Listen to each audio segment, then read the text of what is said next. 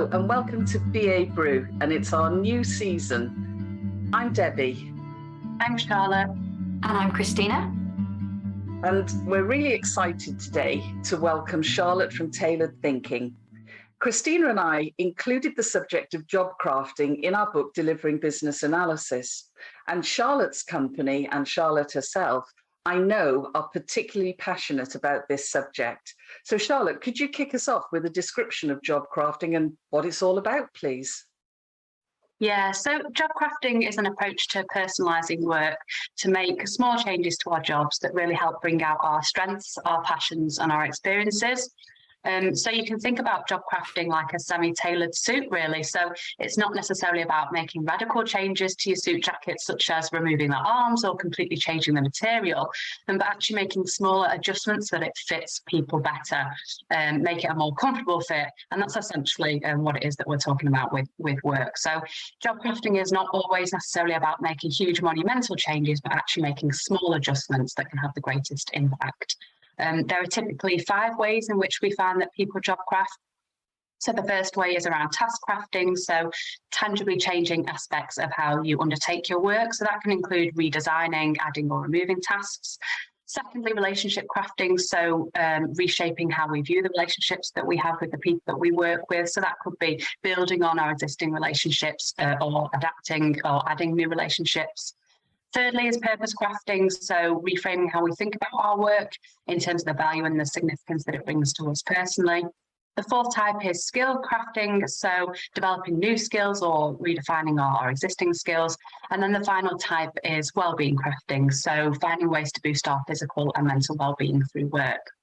And it's actually estimated that around 40% of workers are job crafting. And if you're anything like me, you were job crafting before you even knew that you were doing it. And I'm fairly certain that probably a lot of us who were working through the pandemic actually changed the ways in which we worked, whether we changed where we worked, how we worked, the times at which we worked, how we communicated with other people. So I would say we're potentially much more familiar with job crafting from our recent experiences, even if we haven't coined it as job crafting officially. That's really interesting. Thank you for that introduction. And I don't know about you, Christina, but to me, job crafting seems such a relevant approach for our times. What do you think? I think it's really relevant for right now with the kind of context of a lot of people rethinking how they feel about their jobs, what they want to be doing in future. But I think it's really relevant for business analysts always, because business analysis is a broad role. People like different aspects of the role. And something that we've talked about before, Debbie, is the idea of being well-rounded versus T-shaped. And I think job crafting has got a role to play there.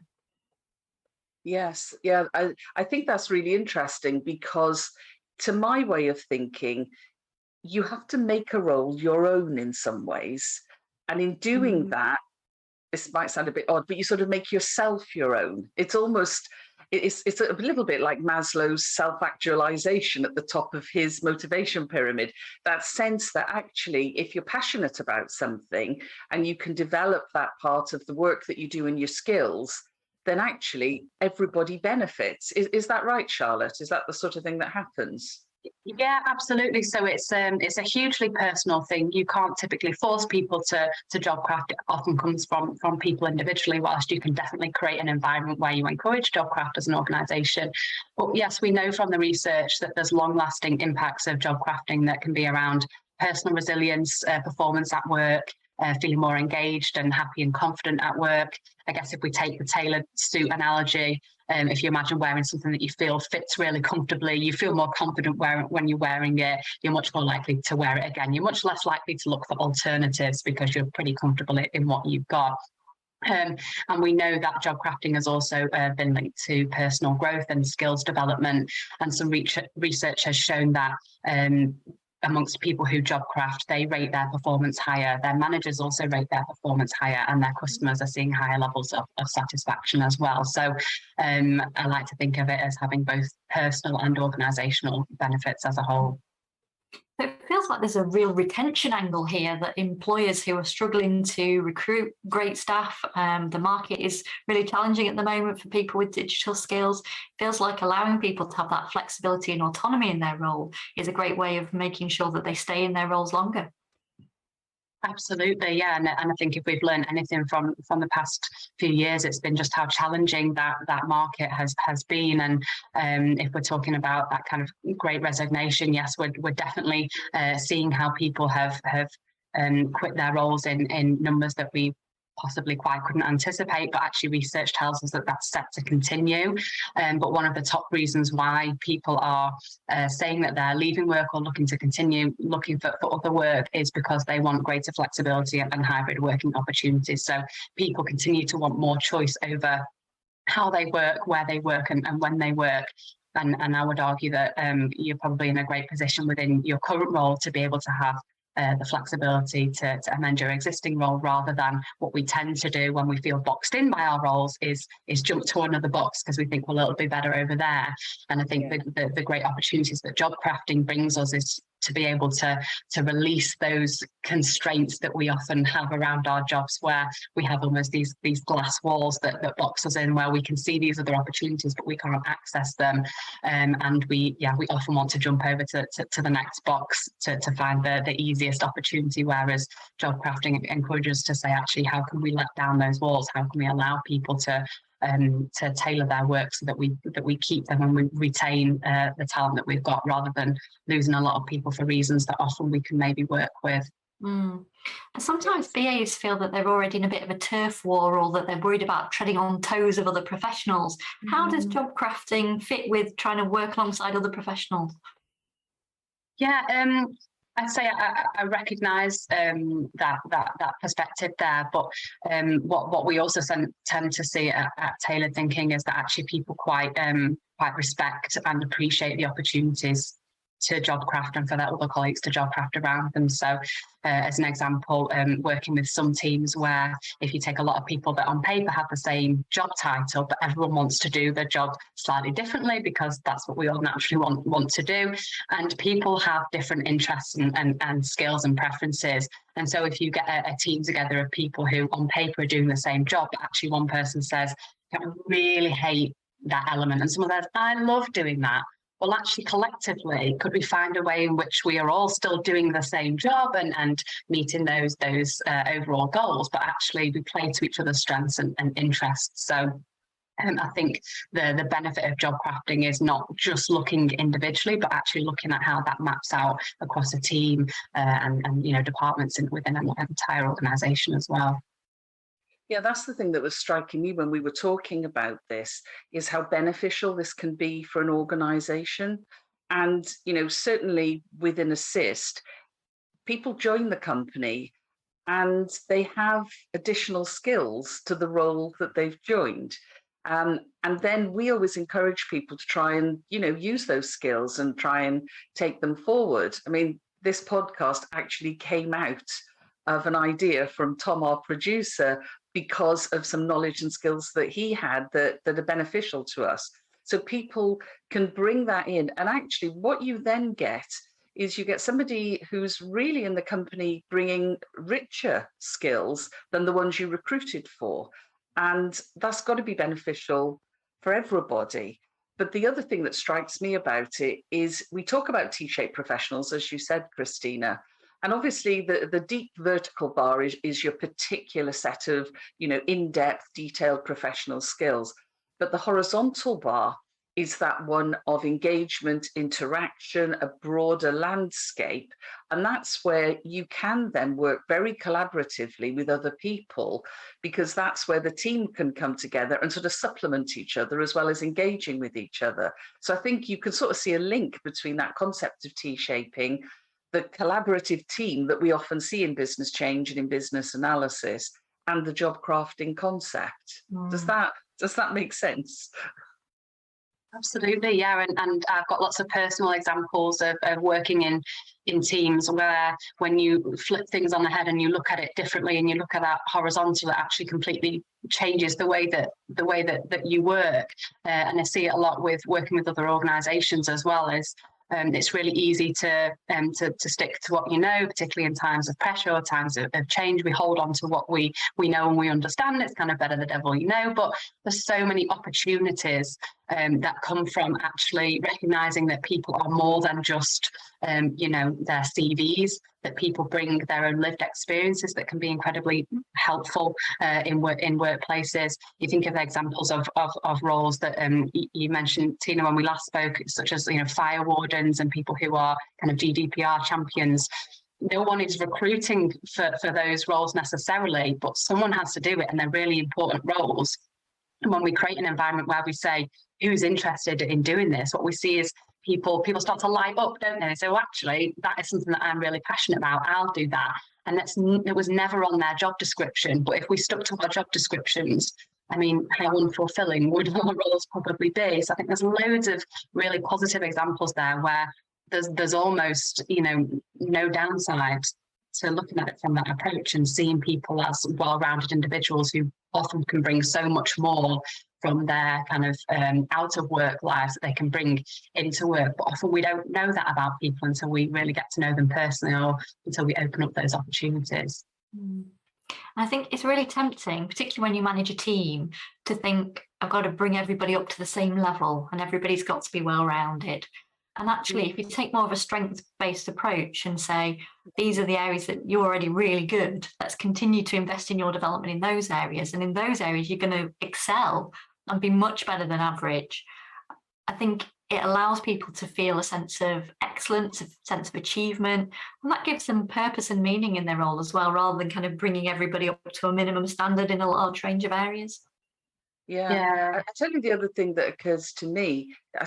I think you mentioned a role being a box and being boxed in, Charlotte, and if you look at something like business analysis, over the last few years, there has been a bit of a move to boxing in.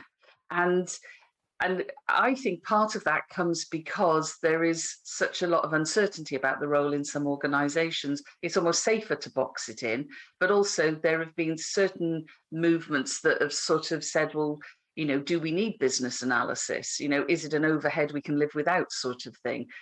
And I think that's why this is quite relevant, because what it allows you to do is say, well, actually, here are some skills that people who work as business analysts can bring that are broader skills, like critical thinking, for example.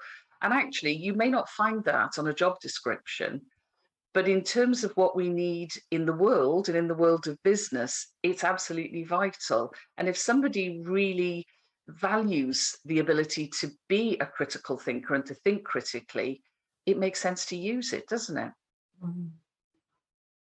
So how can people start to introduce this? So we used a really good example there of being a fire warden. That's the sort of thing that organisations say, have we got any volunteers? But when managers aren't looking for volunteers, how can people broach that conversation to say, I'd really like to X?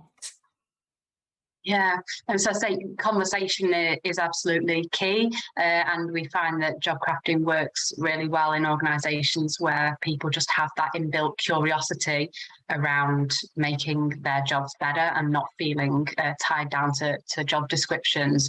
So whilst you can't kind of force anyone to job craft, because it very much is a personal thing, you can definitely have conversations that are shaped around kind of being open to different ways of thinking. So if you look at progression as a clear example, you may have structures in organisations around clear pathways and pipelines, but not everyone wants to be on those paths. Some people might be 90% happy with their role. They don't necessarily want to progress or have more responsibility, but they're looking for something to just better enrich their role.